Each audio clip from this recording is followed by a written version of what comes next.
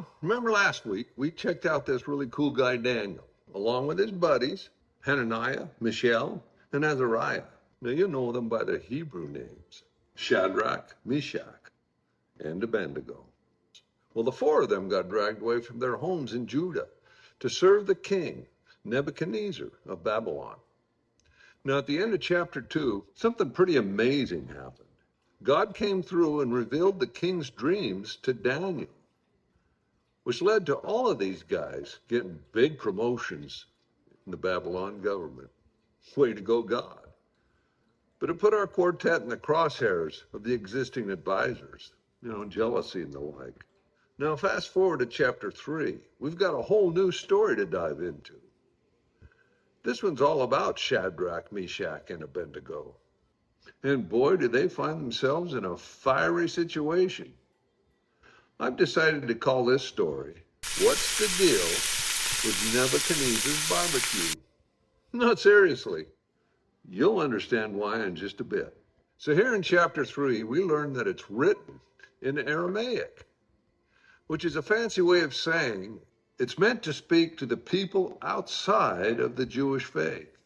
The Gentiles, you and me. Okay, let's get into the good stuff.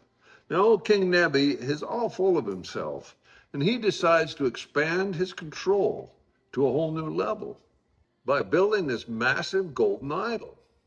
And he invites representatives from all over Babylon to witness its grand introduction. Our king here, he's all about control and obedience. Now, everyone at this event must bow down and worship this new idol of his when they hear a specific musical cue. Let me tell you, anyone who dares defy this command is in for a truly gruesome death.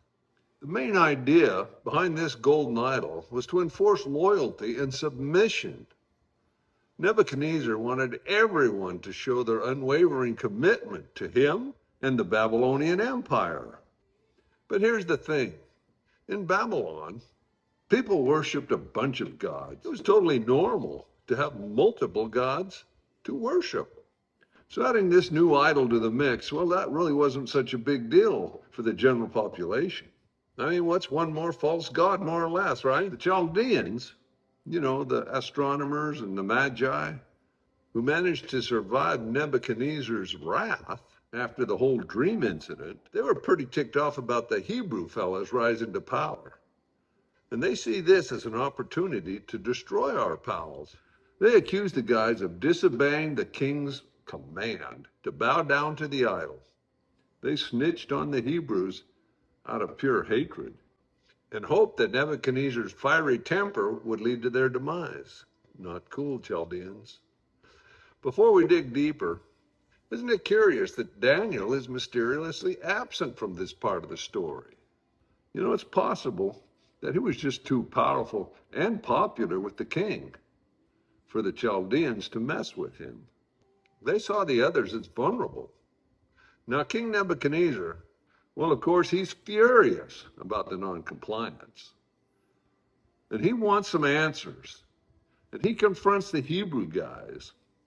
But instead of straight up accusing them, he gives them the chance to prove their loyalty by obeying him. Just bow down to the stupid idol and everything will be honky-dory. Of course, old Nebi thinks he's got all the aces.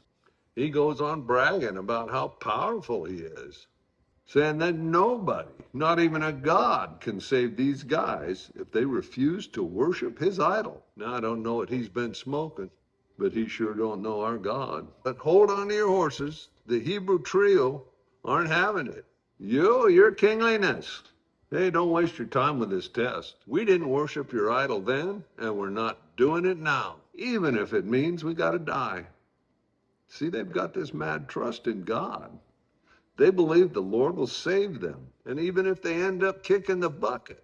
So they're going to stay obedient to the Lord, not some pagan king. Well, Nebuchadnezzar is really ticked off now, and he completely loses it. He orders the trio bound and thrown into this super hot furnace now, right now. Now, these orders are absurd because the fire is even so hot that the soldiers who push them into the furnace, they end up deep fry their own self. Now here's where things get a bit debatable. Some folks say that what happens next is Nebuchadnezzar has a vision. They reckon he was spiritually seeing something rather than physically seeing it. You ask me, well, I think God made it possible for him to actually look into the furnace. And as soon as he does, he jumps up in shock. He can't believe his eyes. He sees 4 dudes in there instead of 3. And one of them looks supernatural, like the Son of God. It could be the Archangel Michael, or it could be a pre-incarnated version of Jesus. But since that mystery's never answered, we can safely assume it wasn't important for us to know. Pretty mind-blowing, huh? Now, in complete disbelief, Nebuchadnezzar orders the 3 Hebrew guys to come out of there. And when they do, guess what? They are completely unharmed. Not a single burn or a singe on them. They even walk out untied, smelling fresh as daisies. Well, the only casualty, well, it's those poor soldiers. Now, this whole debacle makes Nebuchadnezzar realize these guys were totally right to disobey his command. His rage suddenly becomes awe in the power of the Hebrew God. Now, wait, now don't get too excited just yet. Nebi's still not fully converted. He still believes in his other gods. But he accepts that the Hebrew God, well, he's pretty darn powerful, especially when it comes to protecting his followers. And like most rulers, well, he just can't admit when he's wrong. And he threatens anyone who dares to disagree. But hey, he does end up rewarding Shadrach, Meshach, and Abednego. This whole crazy deal shows us that God's power is way above any human rulers. It's also a celebration of faith in the face of danger, knowing that sometimes God might just swoop in to save our bacon. So that's Shadrach, Meshach, and Abednego's story. And it ends here because these 3 Hebrew guys aren't mentioned in the Bible again. The coming chapters in Daniel will focus on the Gentile world and Daniel's adventures with pagan kings. Plus, there's some end-time prophecies crammed in there to boot. Exciting stuff, Maynard. So that wraps up this week. Join me next Wednesday for an episode that I'm calling, What's the Deal with Nebuchadnezzar Being a French Fry Short of a Happy Meal? See you Wednesday.